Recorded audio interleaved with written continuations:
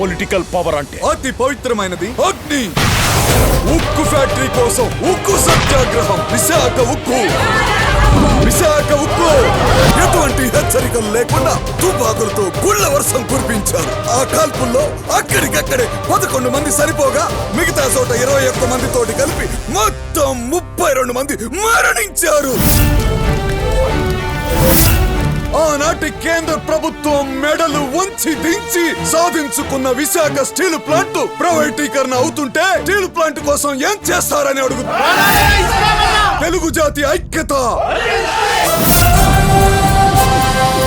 ఉద్యమాన్ని వదిలే, ఆ కార్మికుల ఖరీదెంత?